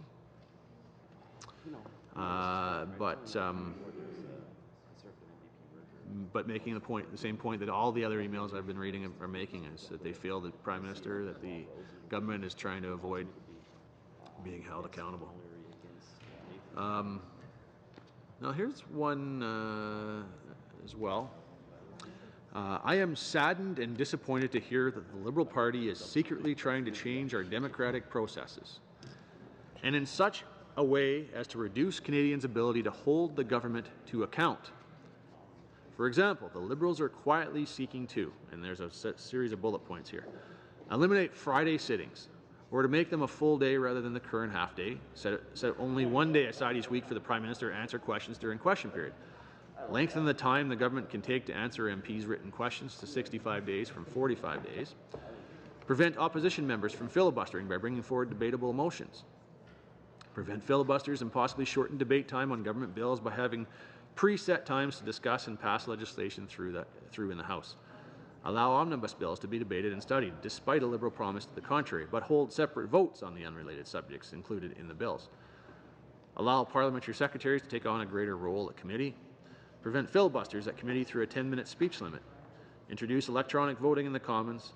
Allow more time to debate private members' business. And then it goes on, I ask that you reverse your decision on this matter so that Canadians can still feel confident that our rights aren't diminished. Moreover, if the Liberal plan to reduce our democratic rights is implemented, I will remember this come Election Day. You are elected by the people and for the people. This attempt to subvert our democratic processes, in my opinion, is not what the people want.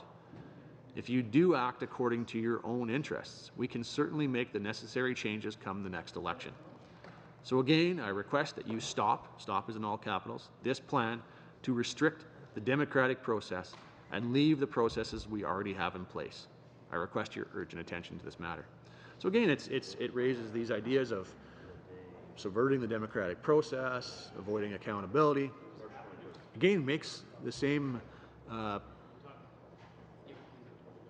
don't know if we'll call it a threat. It's not really the right word, but I'll use it because it's the best I've got. The threat to get rid of these Liberal MPs in the next election if they don't do what what they feel is appropriate in terms of democracy and holding the government accountable. This one's focus is on Fridays and wages and stuff, and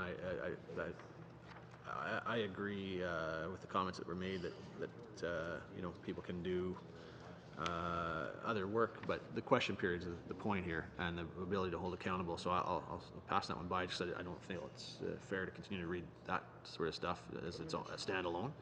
But the next one here, dear Liberal MP leaders, I am embarrassed to say that I wanted change in the last election, so I took a chance on the Liberals and voted for Justin Trudeau.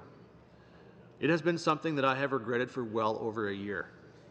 Justin Trudeau is not working for Canadians, he is working for himself. He doesn't care what Canadians want, and he is trying to change our respected democracy into a dictatorship. As Liberal MPs, you have a choice to make.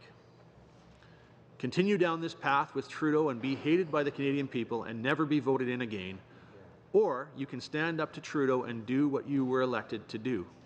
Stand up for the people of Canada. After the lies, increased taxes, billion-dollar debt, many Canadians are vowing to never, and never is in all capital, vote Liberal again. What you are trying to do right now in the House of Commons is wrong, sneaky, and is not what is in the best interest of Canadians. A dictatorship government is not what anybody signed up for. And talk about going backwards. MPs should be working 5 days a week, as many Canadians have to work, and even more now to try to pay for our over-the-top high bills. Motions and bills need to be debated in the House of Commons. It's part of our government and part of being a democracy. You can't just change the rules because the Liberals are in power. Canadians do not want this, and we were not consulted or asked about these changes to the way our government runs. Polls are showing that the Liberal approval is continuing to plummet. Canadians do not trust their majority Liberal government, no matter what party they belong to. Stop this back-dealing in the House of Commons. I can vow today, in how Trudeau is behaving and the Liberals, there is no chance I would ever trust a Liberal politician to keep his or her promise or to ever do what's right for Canadians. And she's signed from Ontario. It doesn't say where in Ontario, but somewhere in Ontario. But again, I think it's important to note, because I'm sure that when I started to read these emails, that there were some Liberal MPs. I could see a lot of activity sort of happening on that side. They were, I think, uncomfortable with it, and I think trying to find a way to stop them from being read, because they are pretty damning and critical, and some of them maybe even over the top, but they are certainly very critical, and all with those same themes. And I'm sure that there was probably some, well, gee, they're probably all Conservative members. They probably, maybe Mr. Richards asked them to write these letters, these kind of things. Well, I can tell you that from the names I've seen so far, there hasn't even been one from my province that I've seen, not one from my constituency, and I don't recognize any of the names. They're not people I know, so that's not what it is. And I mean, I'd like to believe I've got lots of friends, but these are in the thousands. I don't know if I have that many friends. And I've read one was from the Parti Québécois. This one obviously indicated that even though she's saying she's now embarrassed to say that she had voted for change for Justin Trudeau in the last election, but that she was now embarrassed and something she was regretting. And she was saying that she doesn't really think that Justin Trudeau is working for Canadians, he's working for himself. But she did vote for him last election, so she's obviously had a real change of opinion. And I understand that. I get why people, again, I mentioned it earlier, that he's Prime Minister, he's got some phrases he kind of remembers, and you pull the strings, and he says the things, they sound wonderful, he's got nice hair, all these things, right? And people like him. But then they sort of watch him in action, and he doesn't really accomplish much, and he doesn't really do what he said he was going to do. His actions don't match his words, and they start to feel disappointed. Ooh, a Timbit. Boy, Mr. Sims is... Sorry, my tie's in there. See, Mr. Sims is a wonderful guy. If we can only just have all the Liberals, maybe we wouldn't get these kinds of letters, But thank you. And I hope everyone will indulge me. I'm going to do this on TV. I guess it's like a endorsement. Here, I'll have one with you. Here you go. An endorsement for Tim Hortons. Cheers. It's... you know, it's what a Canadian thing to do, right? Here we are in our parliament, and we're having a Timbit. You know? Yeah, really. If you could just bring my hockey equipment, Sorry Mr. to interrupt. Sims. Sorry to interrupt. That was a nice break. I appreciated that. All right. I'm just taking a quick look at this one. It looks like it's just really about the Fridays, and so I don't want to get into that point again.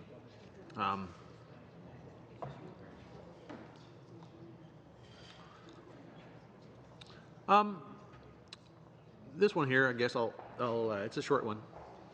I would like to voice my objection to the bill that was introduced this week with regards to new parliamentary rules.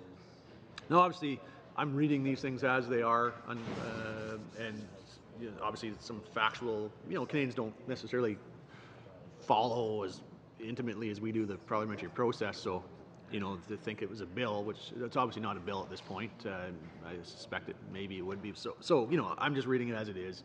I think everyone understands that people, they know the subject matter, they kind of know that it's being brought forward in Parliament, they just assume it's a bill, so, I don't think we have any concern there, but just, I point out that I'm reading it as is, right? I think the objections and the basic sentiments remain the same, whether they get that it's a bill or a discussion in committee or whatever it might be. I would like to voice my objection to the bill that was introduced this week with regards to new parliamentary rules. You, Trudeau, and your party members need to understand that you work for Canadians. Your policies need to be scrutinized on behalf of all citizens. The Prime Minister needs to stop acting like a privileged celebrity and get back to work.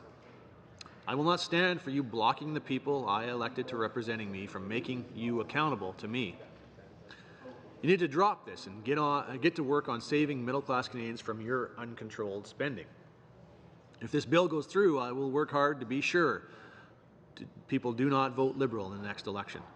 I trust that you will do the right thing today and vote for the rights of all Canadians, not just those of Mr. Trudeau. You know what? It's short, succinct, but it kind of sums it up, right? It says, I won't stand for this. It says that the Prime Minister needs to stop acting like a privileged celebrity and actually do some work. It indicates that that it's not acceptable for there be an attempt by the Liberal Party to block the people that represent this individual. Obviously, there must be an opposition MP in their riding from being able to hold them accountable on her behalf. It sort of then gets into dropping this, and this shouldn't be the priority, basically is what she's saying here. It shouldn't be the priority. The priority should be saving middle-class Canadians from the Liberals' uncontrolled spending. So it kind of gets at the heart of the whole we're working for the middle class kind of thing. It sounds like this person feels like maybe if they cut their spending a little bit, that would help the middle class a lot more than any of these other claims they're making. And it goes on to say that she will actively work to ensure that people do not vote Liberal in the next election if this is put through. And so asking for them to do the right thing.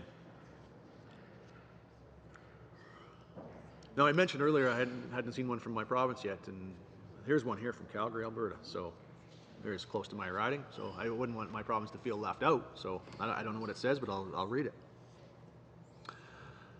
I do not want any changes made to the debate process in Parliament. Limiting the time to debate is no longer democratic. Issues need to be heard thoroughly. The pros and cons and ideas and stats and figures need to be hashed out. There are arguments to be made and impact statements to be heard. This does not happen in 10 minutes. This is crazy making and will not allow our representatives to make sound decisions on our behalf because there will not be enough time to deliver the required information to make a proper decision before a vote. And then this next part's all in capitals. Stop this action! Exclamation point. It is not in Canada's best interest! Exclamation point. We do not want the change! Exclamation point. Do not do it! Exclamation point. And then it says, and we all want Fridays off. You were hired, voted in on the terms you have. Now get to work. Again, it says it pretty succinctly. It's saying that the debate needs to occur and that sometimes 10 minutes isn't enough. I probably have proven that today, and I know other members of this committee have proven that. Sometimes 10 minutes isn't enough.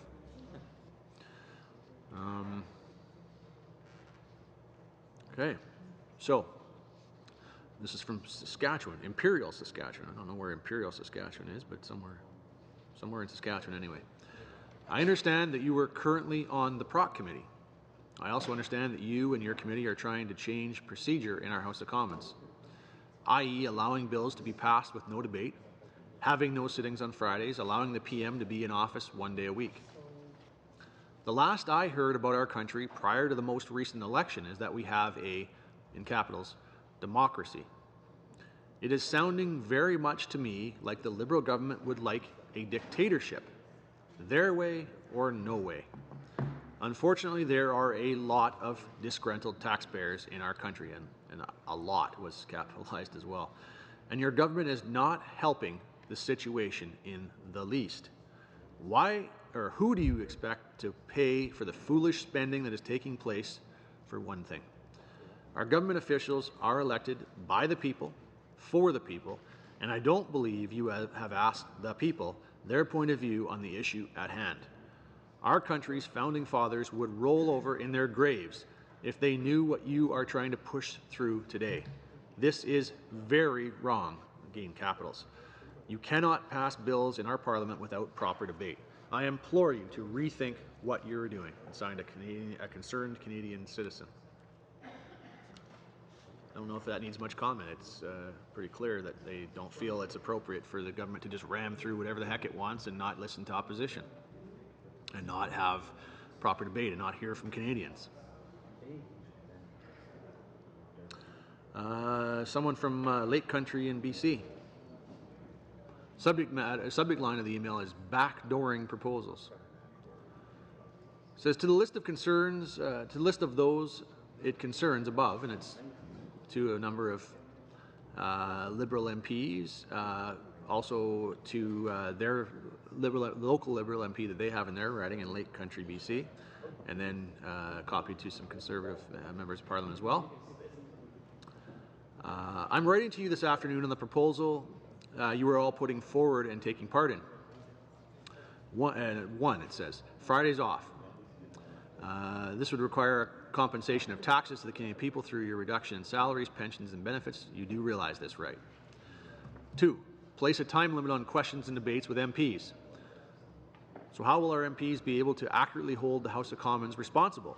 This is not a free-for-all. Actually, this is fascism in disguise, is what it says.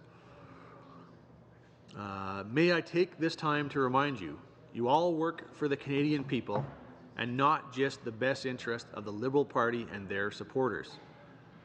You can use colorful charts, graphs, words, and excuses to try and explain how this is beneficial to all Canadians, but that doesn't mean it's truth. In fact, what you all are trying to do is wrong and deceitful. This needs to stop now. Stop trying to change the rules to suit your party and followers/supporters. This is not transparency, not at all. Is this not your platform that you will all say you stand for? I think not. You have absolutely no right to change the rules of our democracy and then tag this as beneficial to all. This is a disgrace, and our country is becoming a sad state of affairs, and all of you who are choosing not to stand for and turn your heads from the truth. Let me tell you all this. If you push this through, you are destroying our democracy as we know it. And although you may feel you will have gotten away with it in not having to answer for the people of Canada, I assure you there will come a day where you will all answer to something much higher. And that, my federal Liberal MPs of opposition, is the truth. Signed, a very concerned Canadian from Lake Country, BC. So again, it's pretty amped up in terms of the comments being made here. I mean, using the term fascism is an example of that. It's calling what's being done here wrong and deceitful. It's calling it a disgrace. Saying that Canada is becoming a sad state of affairs because of what this government's doing. Saying that they're turning their heads from the truth. It's saying that it would destroy our democracy as we know it. Saying that there's going to come a day where these Liberal MPs will all have to answer to something much higher. I mean, that's pretty serious commentary. That's someone that feels pretty strongly about this being wrong. That's what that is.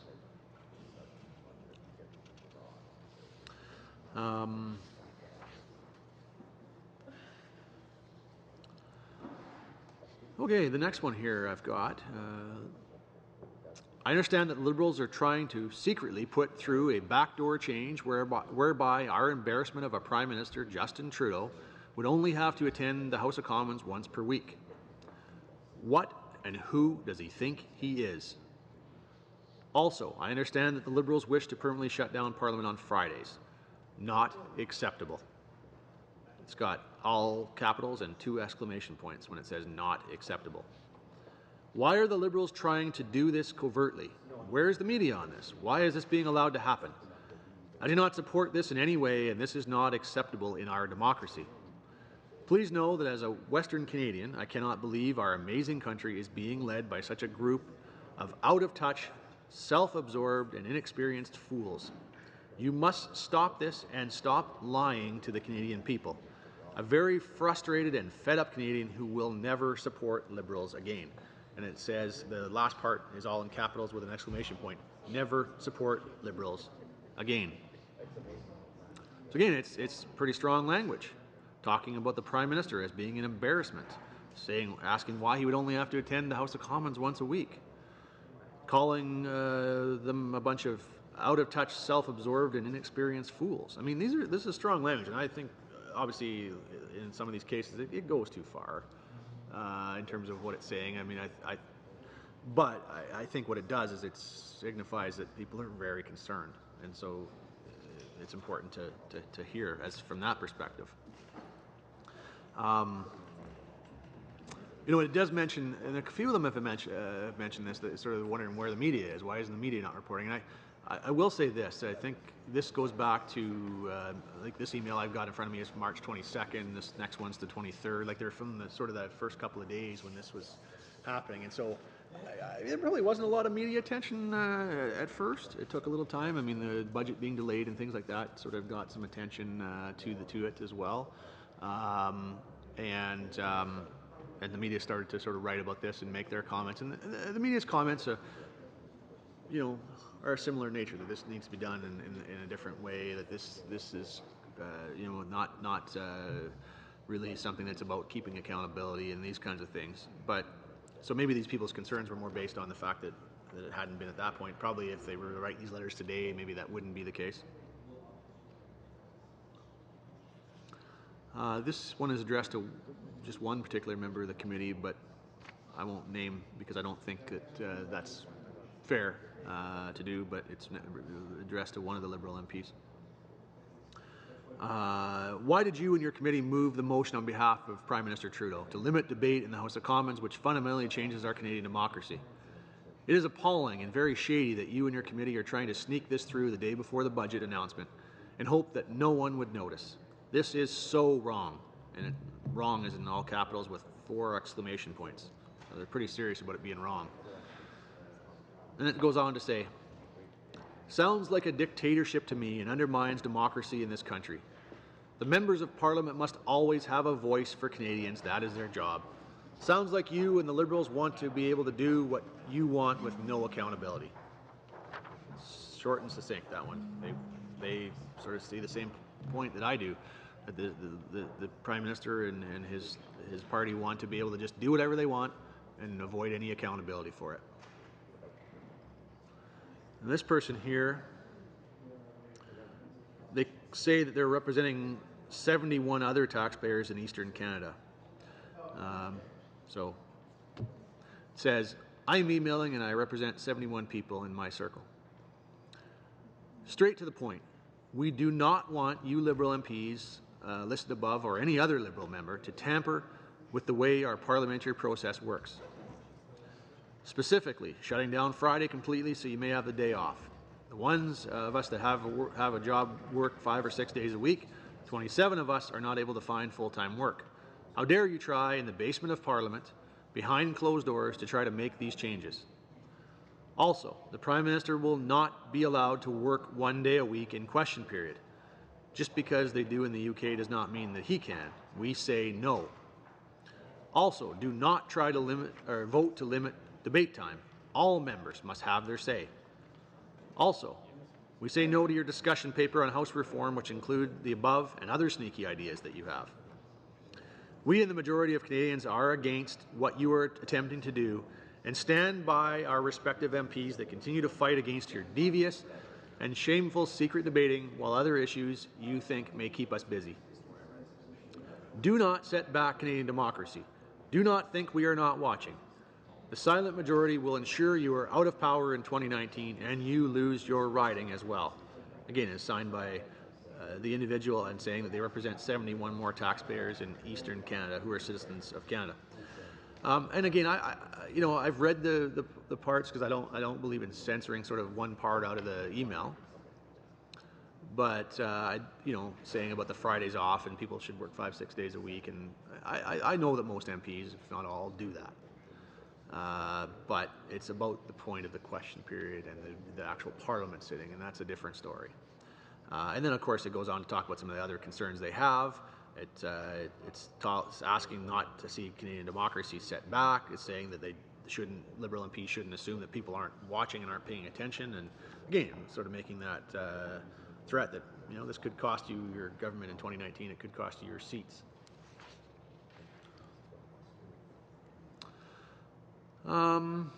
Okay. Next one. It is my understanding that the Parliament of Canada is trying to backdoor a change that would permanently limit debate and scrutiny on certain bills. This email pertains to proposed changes to have Parliament permanently shut down on Fridays. I'm sure that you are all aware that Canadian companies have cut thousands of jobs and scrapped projects in a drive to cut costs. In some cases, Fridays off were targeted as firms had to dig deeper for savings after eliminating thousands of jobs. If this Liberal proposal to not work on Fridays is legitimate, it seems quite ridiculous. And to try to run it through on budget day, I haven't seen the budget numbers yet.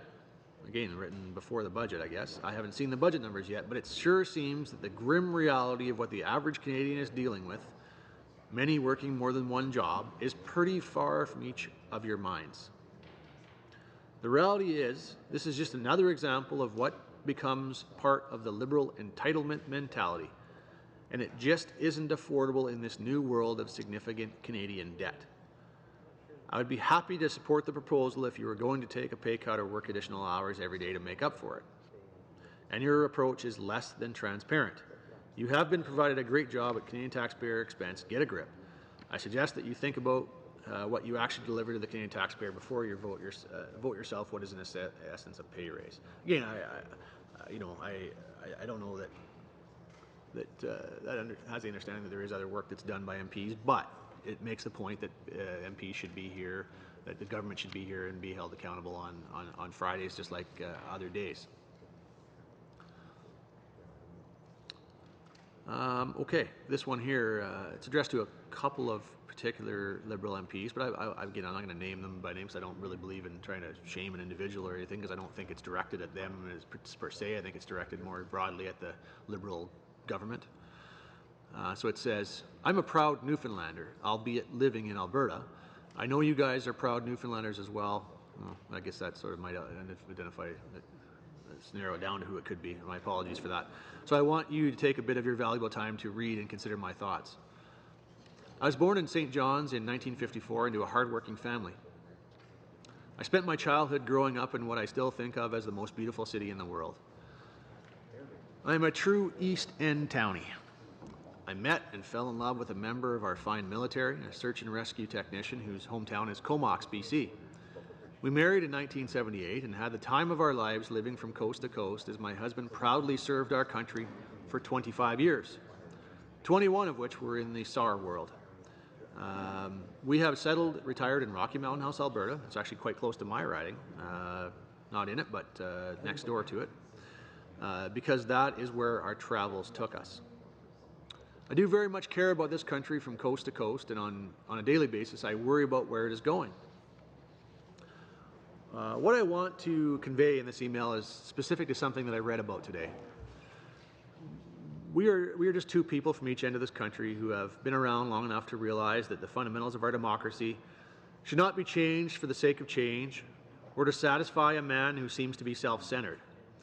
But that is another email for another time. What does it prove? Not a darn thing. We feel that this country needs and deserves all the time it takes to get things back on track because, in case you haven't noticed, it is going off track, really. We need all our representatives to be there working hard for us for the money that we pay them, and that includes our esteemed, and esteemed is in quotes, Prime Minister. We deserve better than this, and that includes all Canadians. No one is better than the other. The families who have been here for generations, and yes, the people of the world who are trying their darndest to become part of this great country, deserve this. So please do not let your Liberal government do this to our democracy. Give your heads a shake, and please do not let this happen. Thank you for your time, and good luck in doing the right thing. Sincerely, from a 62-year-old female who has never written her members of Parliament before, this just seemed like as good a time as any. I think it speaks for itself. Asking the government to be held accountable. And feeling like that, it's just the Prime Minister trying to avoid accountability.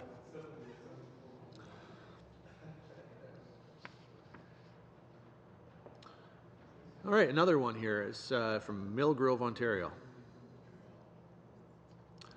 As a tax-paying, middle-class Canadian, only now, after more than a year of Justin Trudeau in office, do I feel compelled enough to write the federal government expressing my grave concerns for our country and wanting answers. What am I referring to exactly? It's a bit of a list, but I'll bring it all together, so please hear me out. I was recently made aware of a Liberal motion to permanently close Parliament on Fridays. Is that true? In addition, motion to limit debate and scrutiny of proposed bills and reducing the Prime Minister's Parliament attendance to 1 day a week? If it wasn't for this Facebook post informing me of these motions, I would mistake this for fake news. Amidst our Prime Minister's extravagant vacation spending, and he's got in quotes $127,000 vacation, seriously? MP pay raises, I'm not sure where they got that one from, but I haven't seen it anyway. Higher goods taxes, carbon tax, massive multi-million-dollar foreign aid handouts, all leading to yesterday's $27 billion federal deficit.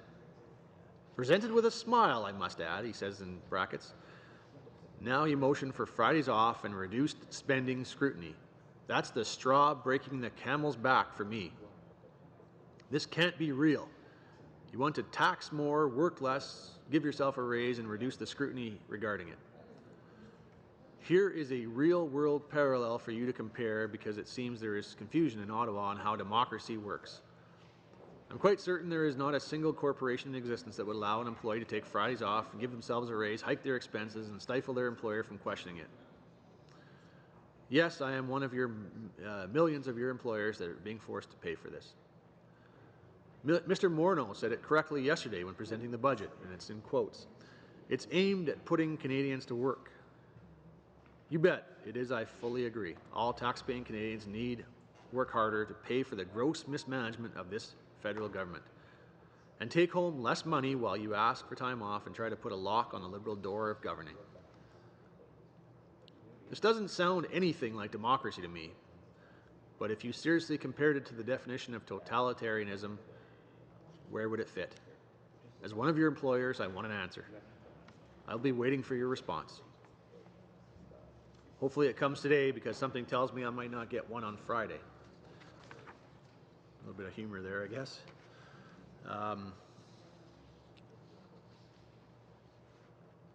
Here's another one. Good morning, all. Addressed to most of the members of the committee here, it looks like again. A couple of comments regarding the proposed changes to parliamentary procedures. First, let's call a spade a spade. The Friday closure is to accommodate Mr. Trudeau and his friends. Actually, I'm not going to read that part because I think it's actually kind of inappropriate. Secondly, restricting his attendance to 1 day per week reduces his exposure to critical comment and difficult questioning. It also allows him to campaign and show off his beautiful hair to his adoring fans. The Prime Minister is displaying a dangerous dictatorship-like behaviour in pushing to implement a purely selfish agenda to change our parliamentary procedures without the due process of debate and discussion. Why is Mr. Trudeau trying to silence debate with a very sneaky backdoor plan to change Parliament? Why are you Liberals trying to silence voices and blindly do his dirty work? When will you wake up and put Canada first and call your Liberal government to account for their dangerous and reckless behaviour and actions? Our democracy is at stake here. Can you not see that? Are you all out to completely destroy Canada? I expect Parliament to be open on Friday. I expect Trudeau to stand and answer questions in the House, and I expect you to have a backbone and take a stand. Not much comment needed on that one. Here's a very short and sweet one. Well, I don't know if it's sweet, but it's short anyway. I must say, I'm very disappointed to hear of what's going on in Parliament. I expect Parliament to be open on Friday. I also expect Prime Minister Trudeau to answer all questions directed to him in the House. He cannot limit the right of my MP to scrutinize the Prime Minister's legislation. This country cannot be run as a dictatorship. What on earth do you people think you're doing? God help us all.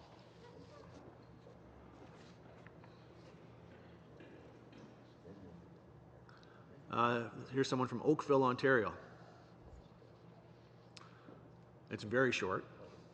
I would like to submit my concern about shutting down the Parliament on Fridays. I am fully unhappy with this. I got frustrated for decreasing the Canadian Matters discussion time, which should lead to the best interest of Canadians.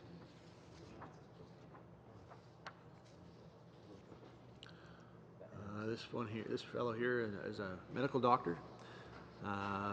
He's got a very short email here as well.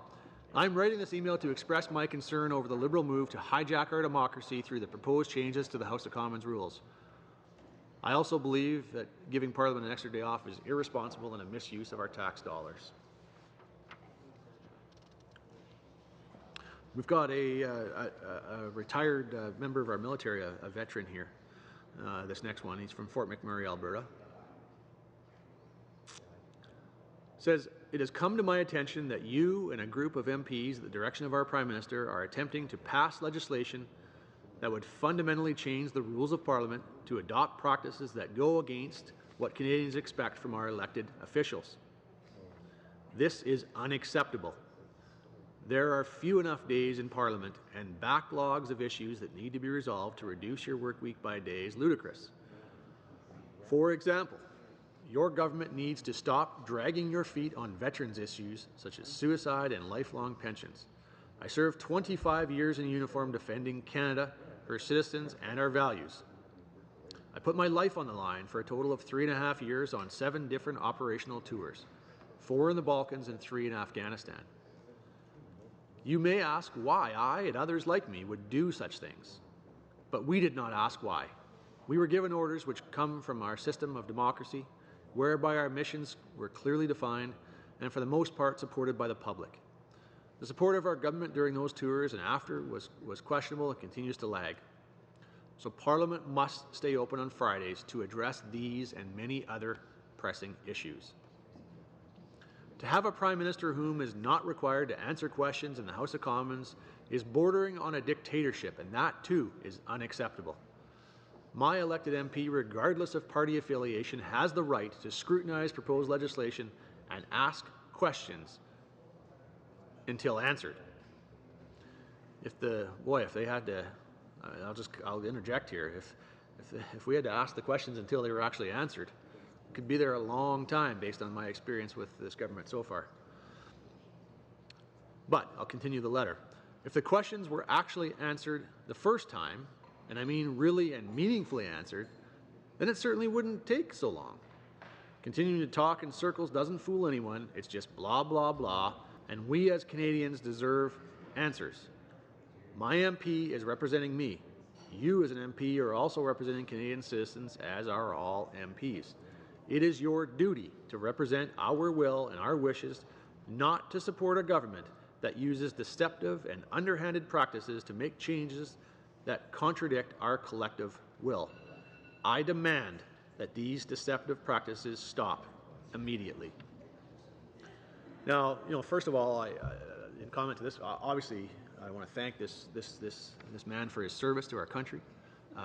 He served in, as he said, 7 different operational tours. He served our military for 25 years, put his life on the line for our country and our democracy, and I thank him for that. And I know that all members would thank him for that. But he feels that, you know, that risk that he took of his life, the sacrifices that he made, he doesn't feel it's being served by what's being done right now. He doesn't feel that his democracy is being respected. And he says that there's issues that need to be dealt with, you know, for veterans and other reasons. He's saying that what he's seeing as borderlining from the Prime Minister is bordering on dictatorship, and it's unacceptable. And he says that all MPs, regardless of their affiliation, have the right to scrutinize legislation and ask questions until they're answered. And that Canadians, and that's all in capitals, deserve answers. So he's saying that his MP is representing him, and that through him, through that MP, he deserves to get answers from a government that he says is using deceptive and underhanded practices to make changes that contradict our collective will, and he's demanding that those practices be stopped immediately. So here's someone from Nova Scotia. Just a quick note to voice my disagreement with the motion put forward to shut down Parliament on Fridays. Now I'm just going to actually interject there because it was the same thing I noticed, and I'm actually seeing in some of these emails a greater recognition of, it's not that MPs wouldn't necessarily be working, but it's that Parliament's being shut down on Fridays, which means that no MPs will be here, which means that there's no accountability in Parliament that can be had to Canadians for what the government is doing. And that's the point that a lot of these people I'm seeing in these emails, and that's a good thing that people are recognizing that that's the issue here, is that Parliament needs to be sitting so that the Prime Minister and others can be held accountable. So it's talking about shutting down Parliament on Fridays. He says I'd be in. He says I'd be in. Well, okay, I'm going to read it, but I'd be in favor of shutting down the Liberal Party for as long as it takes them to come around to our way of thinking. And I'm thinking that would be a very long time. And I'm thinking that'd be a very long time. Okay. I mean, you know, obviously it's expressing frustration. That's what it is. I don't think they really want to shut down the Liberal Party, and I don't subscribe that we should do that. But it says, don't kid yourselves. You may have a majority government for now, but that doesn't mean you have the backing of the majority of all Canadians. I'm sure most Canadians right now are as upset as I am and are reeling over the debt this sitting government is racking up for our future generations to be left on the hook for. I've seen nothing but recklessness by this administration when it comes to wasting hard-earned tax dollars. It's time we stopped already with this great global vision and focused on the real issues here at home, and doing this one day less per week is not the right approach to fixing our problems. For heaven's sake, listen to the people, and that includes those who don't agree with you, not just those who do. So yeah, I mean, you know, obviously this idea of shutting down, anyway, it was just expressing the person's frustration. I'm sure they didn't really mean that, and I certainly don't subscribe to it. But it points out there's a real frustration in what this government is doing.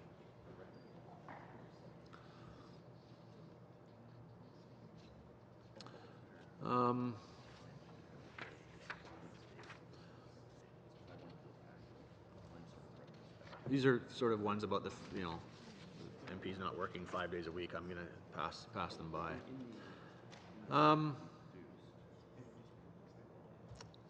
This one here is, I think, sums up a lot of what we've heard from people. It's Lethbridge, Alberta. I'm saddened and disappointed to hear that the Liberal Party is secretly trying to change our democratic processes, and in such a way as to reduce Canadians' ability to hold the government to account. For example, the Liberals are quietly seeking to, and it lists off a number of things from the discussion paper. I don't probably need to read those again. I ask that you reverse your decision on this matter so that Canadians can still feel confident that our rights aren't diminished. Moreover, if the Liberal plan to reduce our democratic rights is implemented, I will remember this come Election Day. You are elected by the people and for the people, and this attempt to subvert our democratic process, in my opinion, is not what the people want. If you do act according to your own interests, we can certainly make the necessary changes come the next election. So again, I ask that you stop this plan to restrict the democratic process and leave the processes that we already have in place.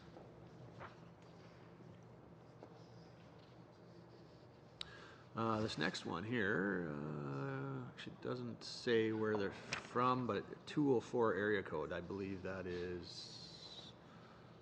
might be Manitoba, maybe? 204 area code? I think it's Manitoba, but I could be wrong. Because they do list their phone number, so I guess if anyone wants to phone them, I won't give the phone number out in committee here because I haven't got that permission either, but it's a 204 area code, so Manitoba. Dear Member of Parliament of Canada, thank you for serving our country. I thank you for your sacrifice. I thank you for your dedication. I thank you for your commitment. But I am concerned with what I've been hearing about legislation that's been put forward in the House of Commons. And again, I'll add a side note here. Obviously, people believe it's legislation. That's really not significant to the arguments they're making. It's whatever it is. They're against the proposals, obviously. As a Canadian taxpayer, citizen, and business owner, I work 6 or 7 days a week. I constantly assess my business to make appropriate adjustments. I am accessible to my associates because everyone has a unique contribution. I'm in contact with my clients so that I hear their needs and concerns. I do not make hasty decisions. They are too costly and damaging. I do this because I believe in being responsible. I do this because I believe in this country. I do this because I believe that we must all work together to build a strong democracy. I must insist that our representatives in Ottawa do the same. Work hard, at least 5 days a week. We cannot move forward by working part-time. Be available. I expect my Prime Minister to be involved in the running of my country all the time. This cannot and must not be done remotely. Be aware. Know what all representatives are saying. After all, even if they are sitting on the other side of the House, they do represent Canadian voters. Hear them. Use wisdom, giving careful consideration to the decisions you are making. This can only, I'll just finish this one. Yeah. This can only be accomplished by allowing enough time to gather all viewpoints and information. To be clear, I do not support the House of Commons being closed on Fridays. I do expect our leader, the Prime Minister, to be present in the House. I do expect the House to discuss legislation as fully as required to make wise decisions. This is not about us and them. This is not about being overworked. This is about building a strong and vibrant country.